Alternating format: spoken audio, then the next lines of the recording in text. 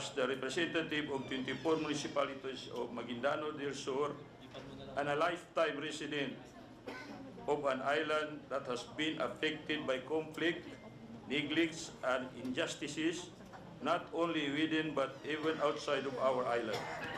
I can honestly say that I, together with my family and my constituent, I am a legitimate stakeholder of the peace and order situation in this community of ours.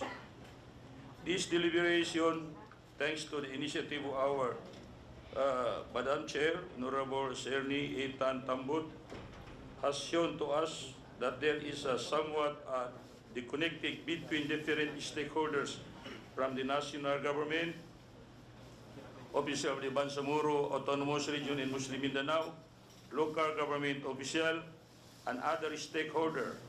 Hindi ko na po babalutin pa ng matatamis na pananalita. Mayroon tayong mga suliranin at katanungan na kailangan sagutin at gawa ng paraan.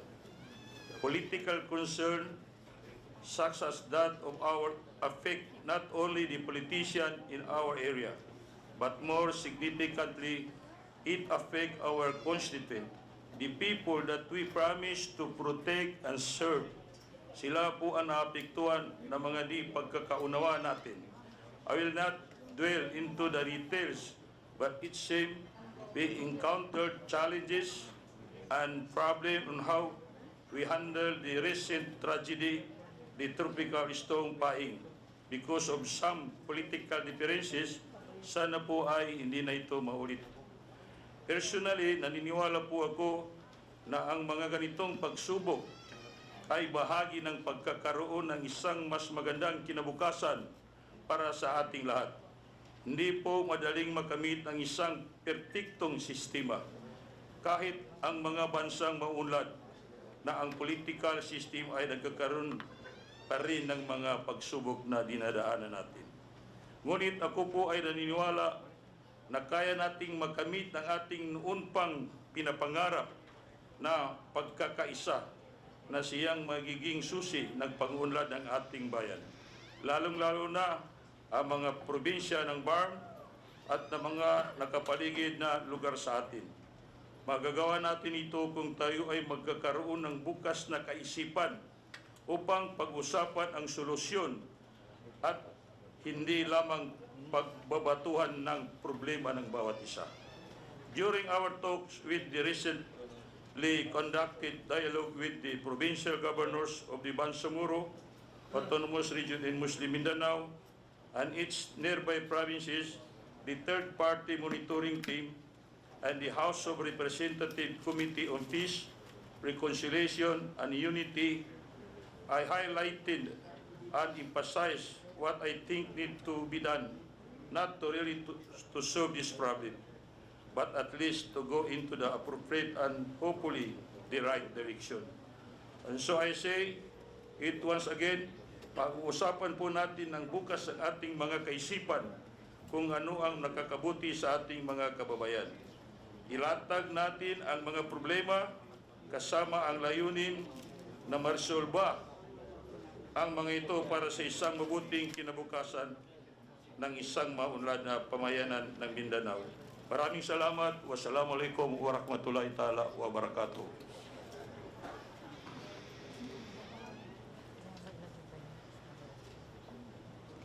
Madam Chair. Thank you, Congressman Paglas.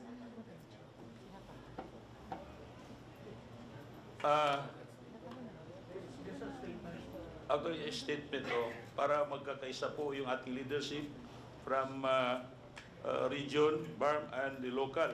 Kasi ang swerte natin taga BARMM, kasi tatlo ang pinagkukunan natin ng ating pundo from national, region, and local. Kaya siguro ang nakikita ko lang dito, kung magkakaisa po ang ating mga leader sa BARMM at saka sa local, nakikita ko gaganda ang buhay ng Bangsamoro. Thank you, Congressman Paglas. Next, I would like to call on Congressman Wilter Palma. Thank you, Madam Chair.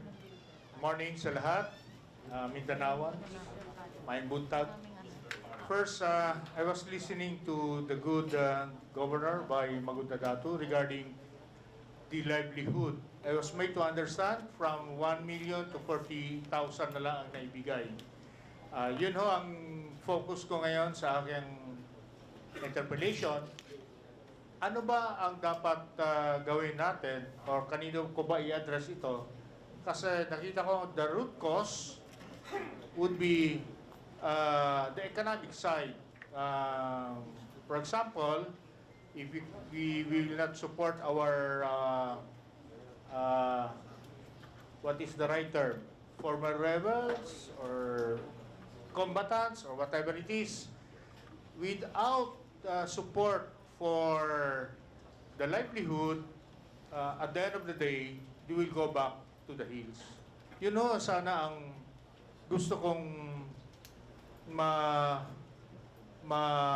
want to hear from the OPAPRO or whatever agencies. So, can you please enlighten us what would be the approach of the national government in order to end this conflict in Mindanao? Can I hear something from OPAP? OPAP, you are recognized. Thank you, Madam Chair. I would like to start by saying that there are 40,000 former combatants to be decommissioned up to phase 4. So we are decommissioning the 40,000 by phases. In phase 1, we were able to decommission 145 in 2015, and another 12,000 was decommissioned in 2019. We finished the phase 2 in 2020, and we started the decommissioning of the another 14,000 for the phase 3 in this year. And we are about to finish phase 3 by next year. So all in all, we have already finished 24,844 combatants decommissioned since we started. As regards to the socio-economic packages that we will be delivering to its combatants, initially, there was a package given. This is a monetary and non-monetary packages. For the monetary, we give the immediate cash assistance of 100,000 after the decommissioning of its combatants. That is to be given at the old capital immediately after the decommissioning. We have partnered with the DSWD in the implementation of this cash assistance. And we have transfer funds to DSWD since the start of phase 2. On the other socio-economic packages that will be given, it will come in a form of a non-monetary packages, including livelihood, scholarship grant. We have also cash for work. We have also given small-scale infrastructure projects from the NIA. In fact, we have also partnered with NIA to implement irrigational projects to some areas in the communities of the MILF. We have also partnered with the DTI for the small-scale livelihood projects. So all of this we envision to finish up to 2028, Madam Chair, because we have challenges on the budget for its combatant and for the whole 40,000. We have computed around 50 plus million, actually it's 54 billion, 54 billion, to finish all the socio-economic packages, including the development of the 6 acknowledged camps of the MILF. So that will be the challenge for OPAP. The presentation a while ago that there was a 40,000 given to the combatants, I think it's not verified, Madam Governor, because it's DSWD giving the 100,000, and in fact, we have no complaints among the combatants that they have received is a 40,000. It's uniform. It's 100,000 po. Thank you. May I- Madam Chair. After Congressman Wilter Palma, Governor Maria Magudalatu, you may reply. After Yeah, yeah. Congressman Wilter Can I Palma. just follow up? Maganda yung plano, but can I suggest something? If you can put up cooperatives or MSME enterprise, because once you give them money, the 100,000, as you said, that would be spent for other activities. For example, bibili ng motorcycle, bibili ng TV, bibili ng refrigerator. So at the end of the day, walang ano, there would be no economic output or impact for that matter. So may I suggest if you can put up some negosyo, like a corporation or a cooperative for that matter. Kasi pag once you give them money, the money intended for that purpose will not be spent for that. So that's one suggestion that I would like to make before the OPAP. Second,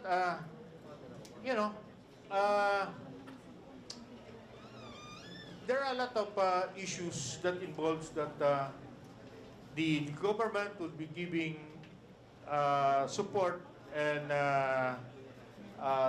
support and livelihood assistance. We made promises to them. At the end of the day, ang binibigay natin are just too little, which would aggravate our former combatants and so on and so forth.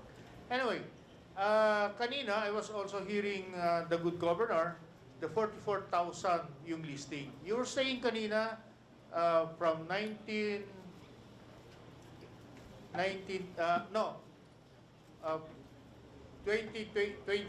19, ganito na yung combatants. So hiningi ng good governor, sana yung listing, including 2022? Because I don't know, for whatever reasons, that the governor is asking for the listing. So siguro for verifying whether or not they are really combatants or not. Can you please... Madam Chair, just I just would like to interject. Since the Vice Chair of the IDB is here, I think we have to request the IDB to speak on the issue of the commissioning, especially on the issue of confidentiality, how is it going. I think we have to give them the floor, especially on matter of the commissioning, since they are here. Yes, IDB, you are recognized. Before that, ma'am, can I finish my and let the good representative of PAPRO to proceed, and then afterwards the representative, please. Yeah, thank you, Madam Chair. With the recommendation or suggestion of Congressman Palma, we will take note of that. In fact, we have case officers.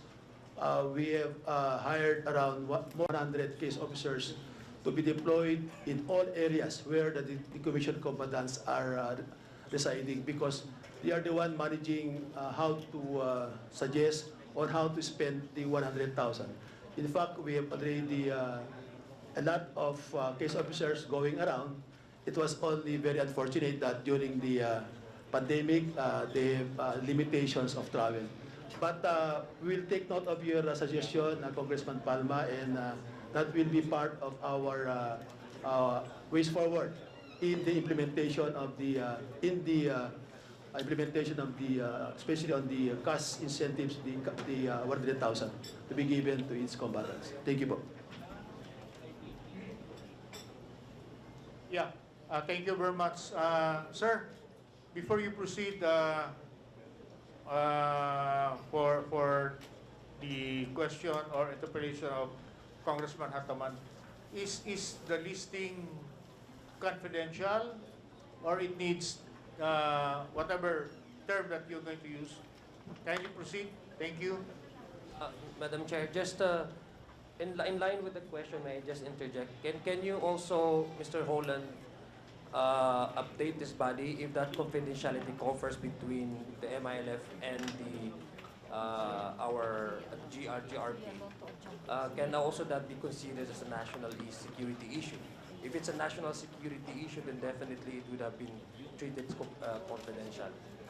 So that would be the thing that we want to know, Mr. Holland. Thank you, Madam Chair. Mr. Holland, you are recognized.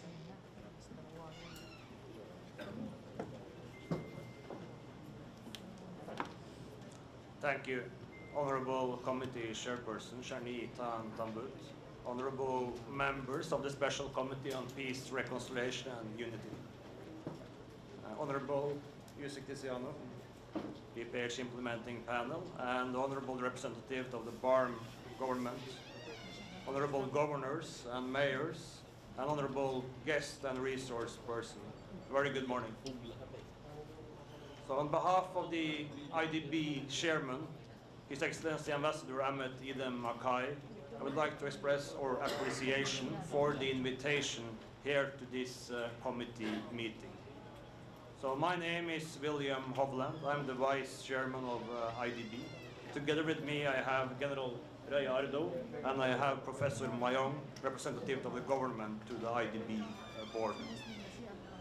This is actually the second time I've been invited to Congress. First time was by the Senate a few years ago, when I had less gray hair than I have now. I would like to take the opportunity when I'm here to address the concerns you have on the list and confidentiality. I would also like to compliment the achievements that the government of the Philippines and the Moro Islamic Liberation Front has been doing on the implementation of the peace agreement. So far, it's been the passing of the BUL here in Congress, the leadership and hard work done by you all moving the peace process forward, especially the leaders we have in OPAPRU, in the MLF, the AFP, the PNP, the local governments and the mechanism. On a side note, from an international perspective, if I may, this is one of the very few peace processes going well globally at the moment. So that's something you should be proud of. So I'm pleased to give a short brief to the members of the Special Committee on the work on mandate of the IDB. So the creation of the independent decommissioning body as an independent mechanism is founded in the Annex of Normalization signed in 2014. That provides that the MLF shall undertake a graduated program for decommissioning and its forces, so they are put beyond use. So decommissioning includes activities aimed at achieving a smooth transition for the BF member to productive civilian lives. The Annex of Normalization also created the Independent Decommissioning Body, or the IDB, which will oversee the process of decommissioning of the MLF forces. And here I know it's important for MLF to usually state that they are choosing to decommissioning themselves. This is not a surrendering. That's why they created IDB as an independent body. So the IDB, we are composed of international experts from the government of Turkey, from Norway and Brunei, and 4 local experts jointly nominated by the parties. In 2015, the terms of reference, the first and second protocol of the IDB was signed by the parties, the government and MLF, which further provided the reporting and confidentiality measures of the work of IDB. The current status of the decommissioning process, also mentioned by Yusek Tiziano. So in June 2015, we had a ceremonial decommissioning, the first phase, where we had 145 combatants, 75 weapons. And then in 2019, we received the initial list of 30% of the MLF forces and weapons. That is 12,000 combatants, 2,100 weapons. And the second phase of decommissioning then took place September 2019 to March 2020. The list of the next 35% of the MLF forces, so 14,000 combatants, 2,450 weapons, was submitted to us in December 2020. And in November 2021, the third phase of decommissioning process was launched, where we are now. As of 31 October, IDB completed decommissioning of 12,699 combatants and 2,450 weapons for the third phase of process. To sum it up, so as of now, we have decommissioned 24,844 combatants. That is 62% of our final target. We have decommissioned, received 4,625 weapons. That's 66% of our final target. And we have disposed 6,317 ammunitions or explosives.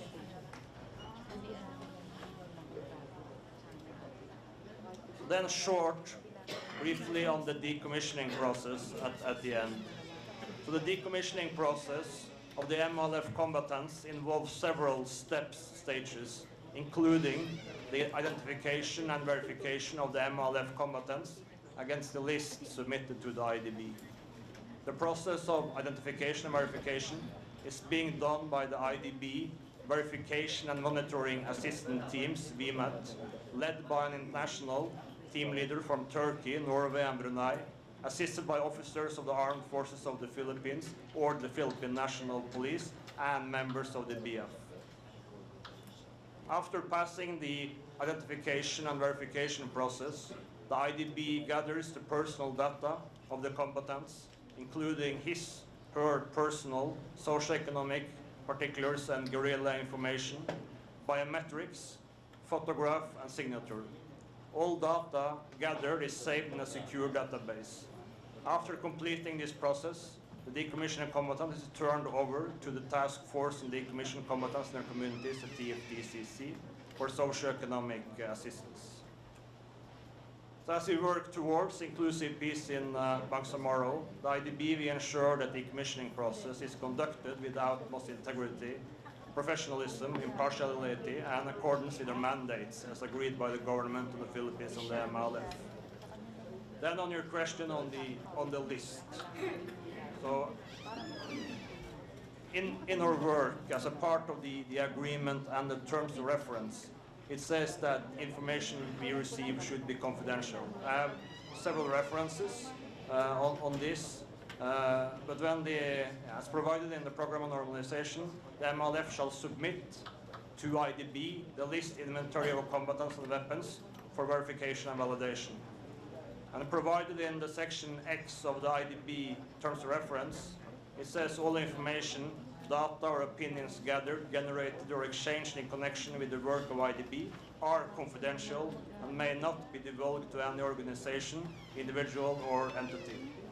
And when that is said, we want to really support the peace process and Bangsamoro. So we want to be helpful, share what we can. Some of the information we receive are confidential because it's sensitive to the MLF, especially the guerrilla information. But what we do after we finish the process with the combatants, we transfer them to the TFDCC, the DSWD, and they will get the non-sensitive information such as names and so on. So we'll transfer them to that with that information. Yes, with the permission of the chair, I appreciate your explanation, Mr. Howland, and we will abide with the confidentiality clause. May I just follow up? You said that 24 combatants were decommissioned, and 24,000. Yeah, that's right. And my question would be, out of the 24, how many firearms, if you may, and what are the kind of firearms? Is it 38, 45 only, and so on and so forth? If it's not in violation of the confidentiality clause. Yes. Madam Chair, Your Honors, thank you for the question. So as mentioned as of now, we have 24,844 combatants decommissioned. we have 4,625 firearms decommissioned. So we decommission the number of combatants and firearms in accordance with what the parties agreed. So we follow there the guidelines from the panels. On the type of the firearms, according to the agreement, should be either cruiser or high-powered firearms or ammunition. And I would like to take the opportunity to underline that all the firearms we receive are functional. We do a safety and function test of all the firearms. It's a variety of firearms. I'm not sure if I'm in position to go into all the details, but as you saw when we had maybe pictures from the launching in November, we had a big display of a lot of firearms, and they are also then good firearms, functional firearms. Thank you. Madam Chair, one last, if you will allow me. You said that there were 24 combatants who are now decommissioned. Out of the 24, 4,000 firearms were surrendered. Am I correct? 4,000 or 24,000 also? 4,000, correct? Yes. So the 24,498 combatants, Yes. and there is 4,625 weapons. Firearms. So what happened to the 20? Are they unarmed or are they just assistant to the combatant or whatever term that you're going to use?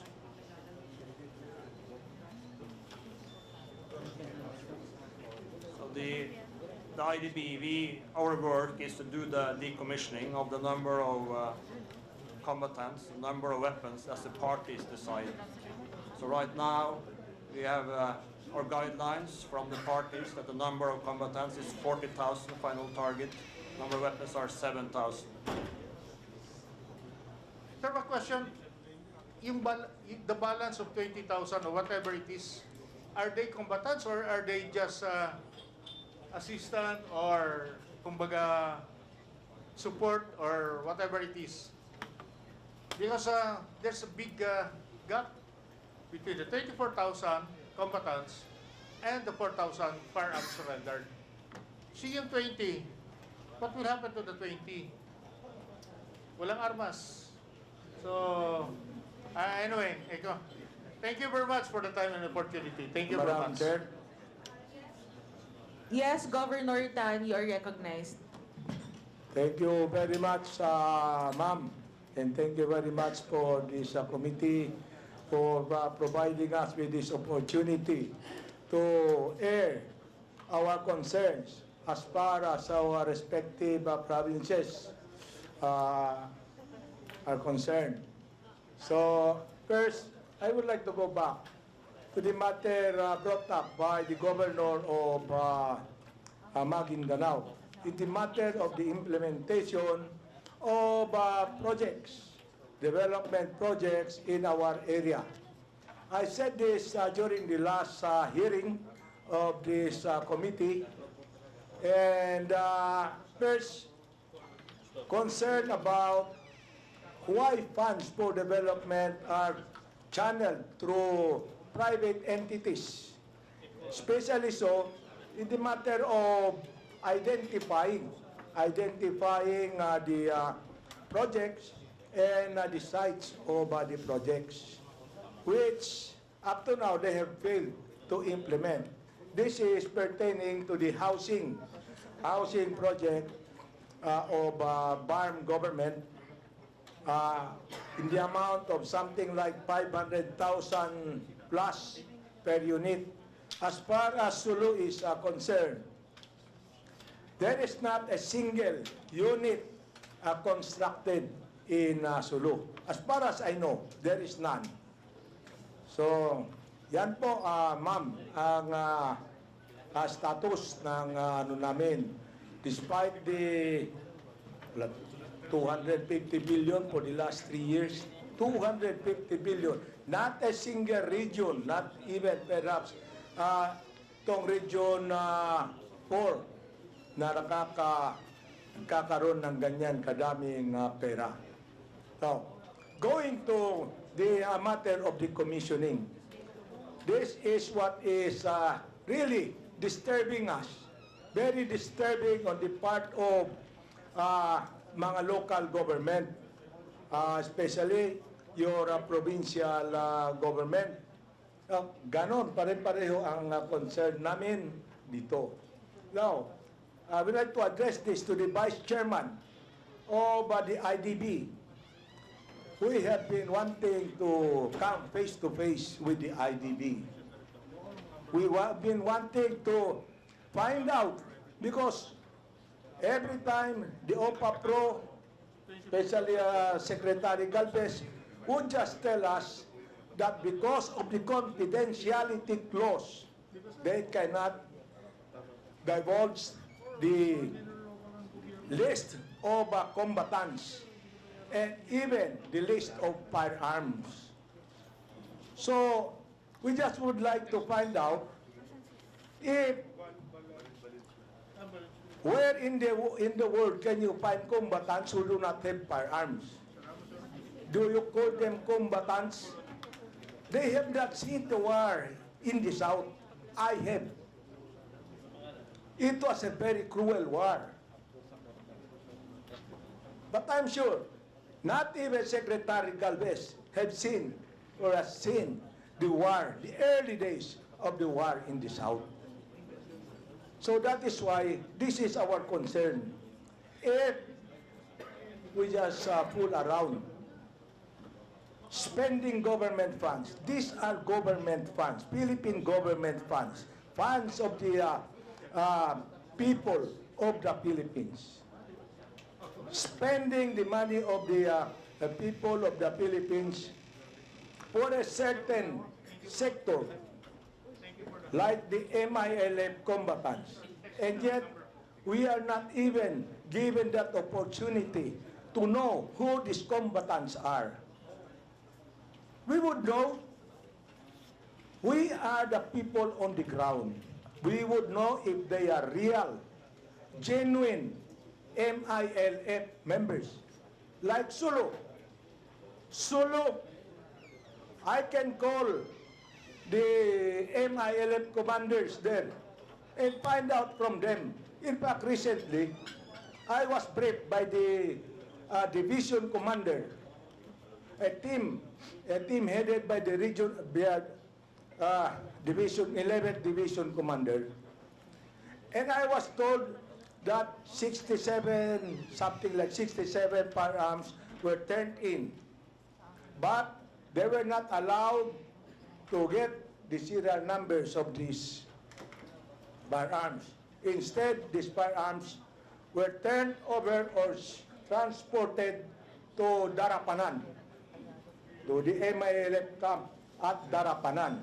So sabi ko, bakit ganun? Even the armed forces of the Philippines, armed forces of the Philippines who have seen so much of the combat in the South, hindi pwede makita yung mga ano.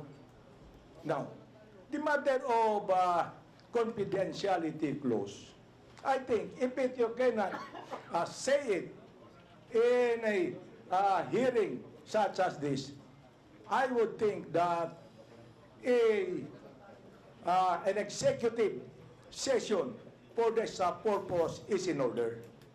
So yan po ang sana inihingi namin. Yes, sir. It is mind-boggling, to be telling us you have 40,000 combatants. 40,000 combatants, and government of the Philippines would spend 1 million or so for these combatants, and OPAPRO would tell us they would need at least 54 billion more to spend up to 2028. Where did you put the 75 to 80 billion every year in the form of black grants given to? Is it only for the development of the different areas in the BARMM? Oh, if so, where are they? Yan na ang hinahanap ngayon eh. Oh, but more concerned about the matter of the commissioning. Oh, we want to find out. Oh, we want to find out, unless you want to be very secretive. Oh, even denying the people of the Philippines, especially kami. We are in the battle area, the war zone. Are you going to deny us that privilege to know who these combatants are? Are you going to keep the firearms? Do you give them that privilege to retain the firearms in their hands?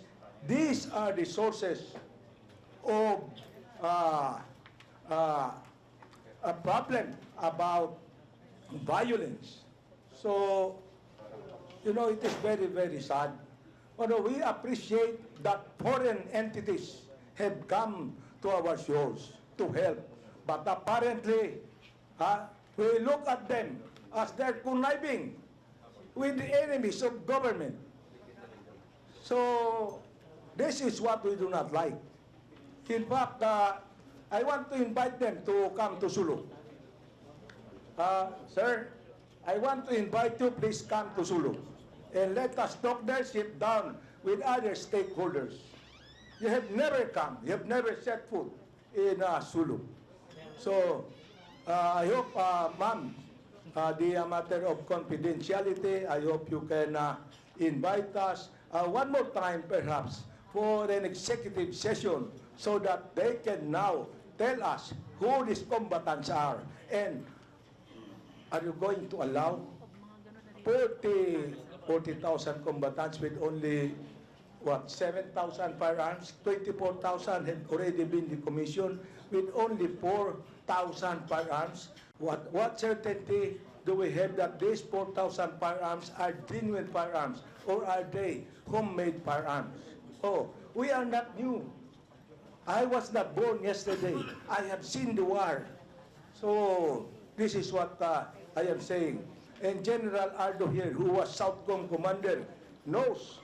In fact, when General Ardo was, he was Southcom commander and Zamboanga was under siege, I came to see him. I said, why did you allow the Secretary of National Defense and the DILG Secretary to come without managing first locally the matter? So, anyway, that is my position, Madam Chair. Thank you. Thank you, Governor Tan. Sir, before that, to IDB, would you be willing to show us the list of these decommissioned combatants in an executive session?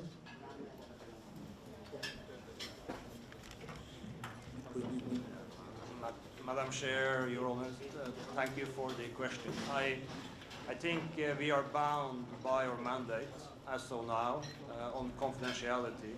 So, but I take note of your request, and I really understand your request, and also the good governor here. So I'm of course willing to address that up to my principles.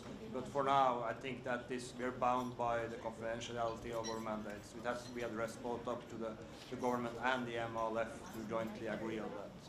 Madam Chair, if I may. Yes, Congressman Mujib. In connection, Madam Chair, with your the point that you've raised, I think the proper agency that we have to invite is not the IDB, because IDB is just bound by the peace agreement, which provided the confidentiality provision. I think the OPAP or the GPH panel, we have to invite, because they are governed by our law. They are governed by rules. Since Congress has an oversight function, I think it is quite proper for the GPH panel and the OPAP to be invited during an executive session to be conducted by this committee, Madam Chair. And with that, Madam Chair, I think I move that on the next meeting, let us conduct an executive session and let us invite OPAP, DSWD, and also the GPH panel, Madam Chair. Noted, Congressman Mujib Hataman. Congressman Balindong. I just like to ask, is the BARMM government, did we invite the BARMM government?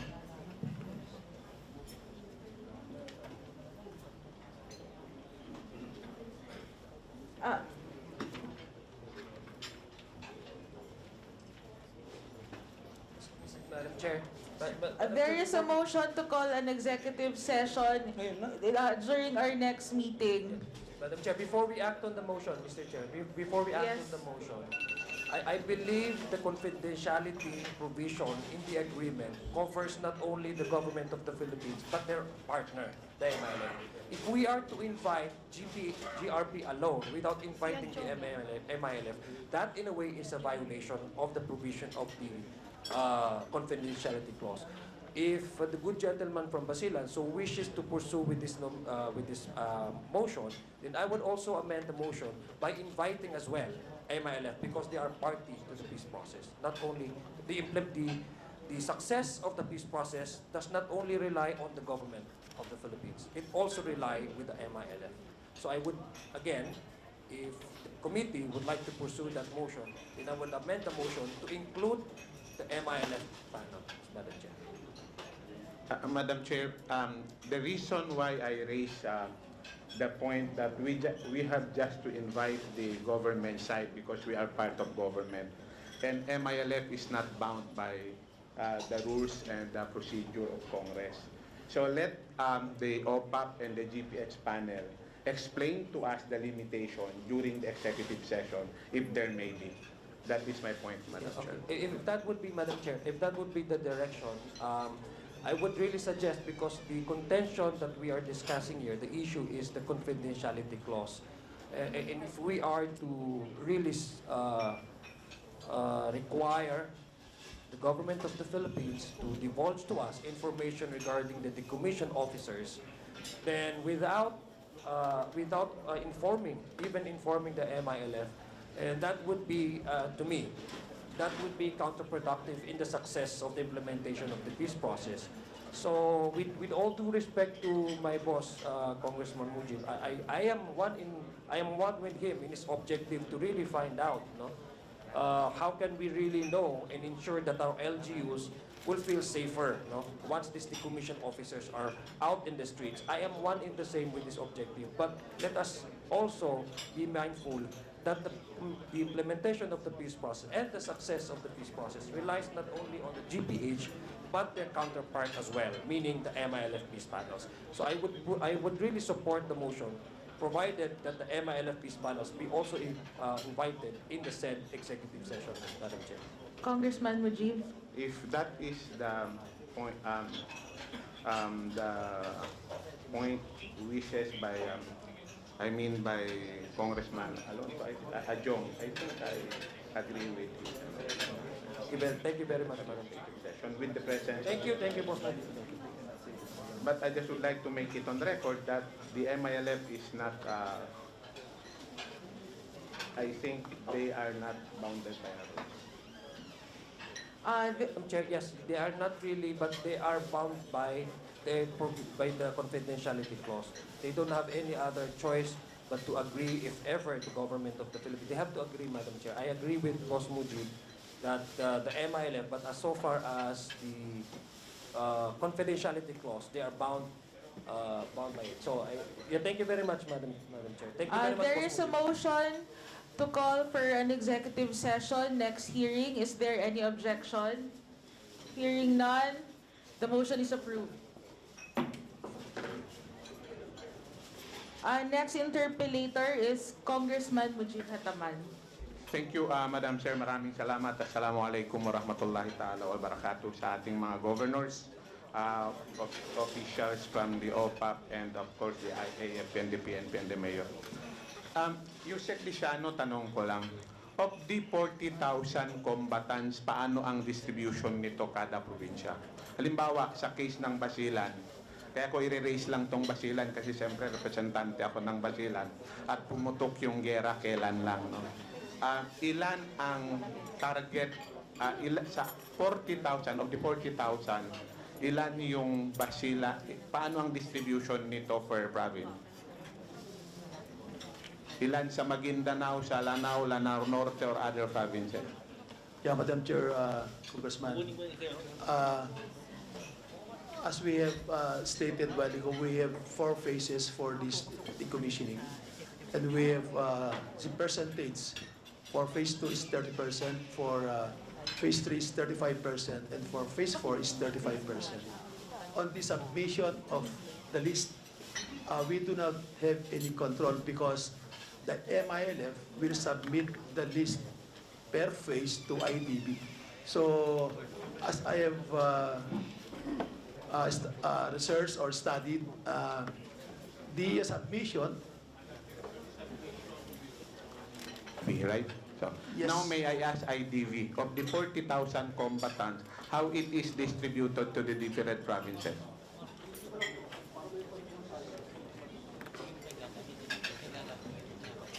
Madam Chair, Your Honor, we have a distribution internally in the IDB. I don't have the number here now, and also I have to check if I'm willing. But the list of the 40,000 are already submitted to IDV, right?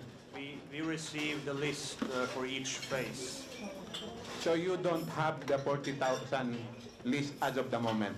So for now, we have the list for phase 1, phase 2, phase 3, but not for the last phase 4. Is it part of the agreement, Yusek Luciano, na dapat by phase yung submission? Can we have the copy of the annex attachment of the agreement? And what part of the agreement was it that the submission be by phases? no, sir. On your question on the submission of the list should have been done before the phase 1. So they should have submitted already the 40,000 to IDB. But the thing is, they have done it phase by phase. Kaya nga, ang tanong ko lang by rules tayo, by agreement. Kasi at the end of the day, kung merong di pagkakasunduan, ang babalikan natin yung mga pinirmahan natin. So ang tanong ko lang doon sa pinirmahan natin, ang agreement ba dapat submitted in once or by phases? Once, sir. It should have been. Bakit tayo pumayag ngayon na by phases? Di ba? Parang masyado tayong, di ba parang, ako honestly hindi ko maintindihan. Kaya nire-raise ko ito dahil pumutok yung issue ng basilan. Would you imagine, hindi mo inaasahan ilan ang namatay, ilan yung nasugatan, pero dahil, kasi kung na-decommission natin yung tama, sigurado ako hindi na mangyayari yung ganon. I'm sure hindi yon mangyayari. Kaya nga binalikan ko, tinatanong ko kung of the 40,000 kung submitted lahat. At kung sabi nyo by phases. Kaya babalikan ko kung nasa agreement, sabi nyo hindi. So bakit pumayag ang gobyerno na hanggang ngayon ay by phases? In fact, kung tutuusin, before extension, dapat hiningi na natin yung mga listahan nun. Kasi at that time, mataas yung bargaining power ng gobyerno. Ngayon, binigay natin lahat, pero hanggang ngayon, wala tayong listahan. Samantala, nasa kasunduan yun na pinirmahan. Kung gobyerno nga nag-violate, kung ano yung saan-saan tayo umaabot. Pero ngayon, gusto kong balikan, hindi ako lalabas kung ano yung mga agreement. At ano yung sabi nung counterpart natin, nung hiningi natin tong mga listahan, nung 40,000 na to.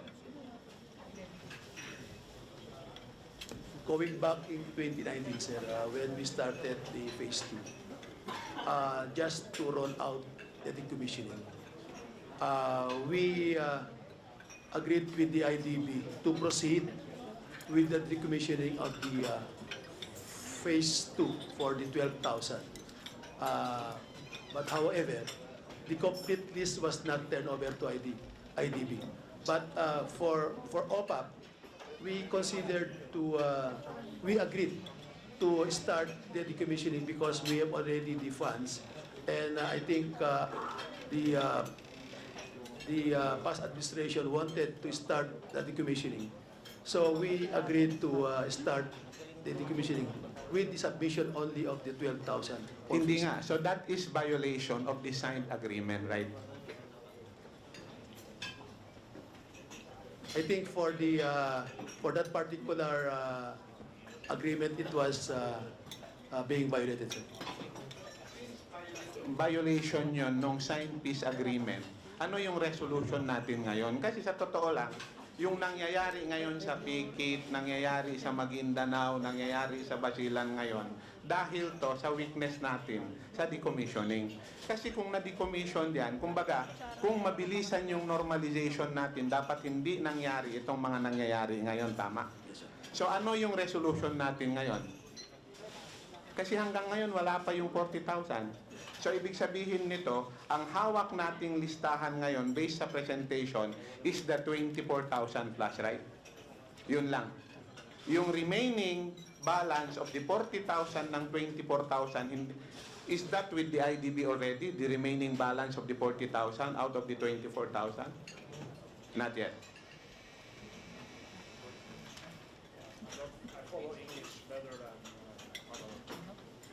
I mean, I'm asking about the list.